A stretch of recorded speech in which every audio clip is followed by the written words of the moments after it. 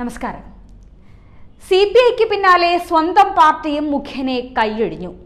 എല്ലാത്തിനും കാരണം പിണറായിയാണെന്ന് CPM തുറന്നു പറച്ചിൽ നടത്തി.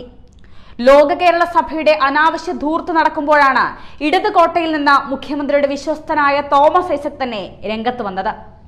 മസാല ബോണ്ട് കേസിൽ EDയിൽ നിന്ന് തോമസിനെ രക്ഷിച്ച പിണറായിയുടെ മുഖത്ത് നോക്കി തന്നെ തോമസ് പറഞ്ഞു, ഇത് ശരിയല്ല സഖാവേ എന്ന്.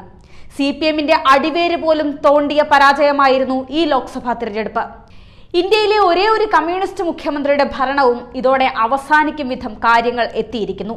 ശക്തമായ ഭരണവിരുദ്ധ വികാരം കേരളത്തിൽ പിണറായി വിജയനെതിരെ നടന്നുവെന്ന് സ്വന്തം പാർട്ടി തന്നെ പറയുമ്പോൾ പിണറായി രാജിവെച്ച് പുറത്തു പോകണമെന്ന് തന്നെയാണ് പാർട്ടിയുടെ ആവശ്യം. പാർട്ടിയുടെ കൂടെ ആവശ്യമായി അത് മാറുകയാണ്. ധൂർത്തും ധാർഷ്ട്യവും കൈമുതലാക്കിയ ഒരു സർക്കാർ ജനം മടുത്തു എന്നാണ് പറയുന്നത്.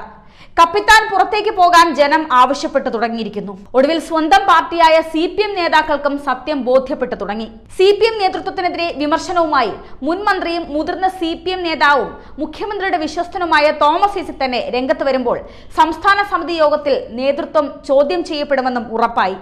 ഐസക്കിന്റെ വാക്കുകൾ സോഷ്യൽ മീഡിയയിൽ വൈറലാകുന്നു. പത്തനംതിട്ട ലോക്സഭയിൽ മത്സരിച്ച ഐസക്കും തോൽവി ഏറ്റുവാങ്ങിയിരുന്നു. അതിനു പിന്നിലും മുഖ്യമന്ത്രിയാണെന്നാണ് ഐസക്കിന്റെ വാദം. തിരഞ്ഞെടുപ്പിൽ പാർട്ടി അനുഭാവികളുടെ വോട്ട് പോലും ലഭിച്ചില്ലെന്ന് ഐസക് തുറന്നു സമ്മതിക്കുന്നു. പാർട്ടി ജനങ്ങളുടേതാണെന്നും പാർട്ടിക്കുള്ളിൽ അച്ചടക്കം സ്വയം തീരുമാനിക്കപ്പെടുന്നുവെന്നും തോമസ് ഐസക് അടിവരയിട്ട് പറഞ്ഞു.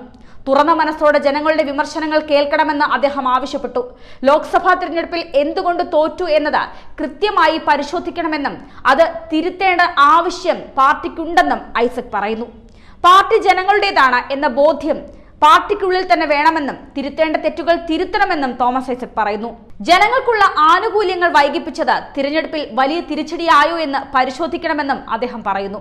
ജനങ്ങളിൽ നിന്നും പാർട്ടി അകലുന്നുവെന്ന വിമർശനമാണ് ഐസക് ഉയർത്തിവെച്ചത്. സംസ്ഥാന നേതൃയോഗത്തിലും ഇതെല്ലാം ചർച്ചയാകുന്നുണ്ട്.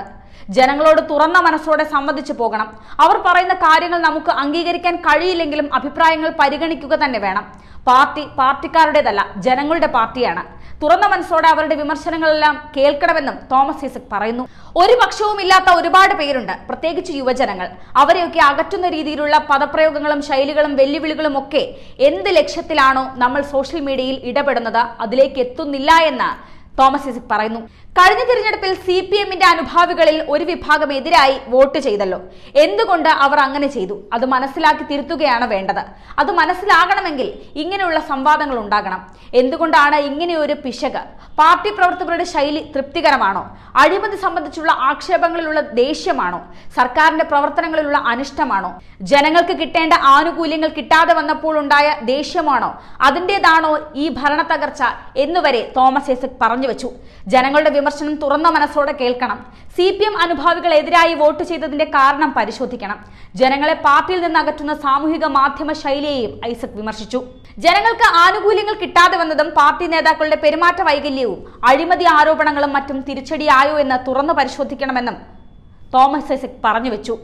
ചുരുക്കി പറഞ്ഞാൽ എല്ലാത്തിനും കാരണക്കാരൻ മുഖ്യമന്ത്രി പിണറായി വിജയൻ എന്ന് പറയാതെ പറയുകയാണ് തോമസ് ഐസക്.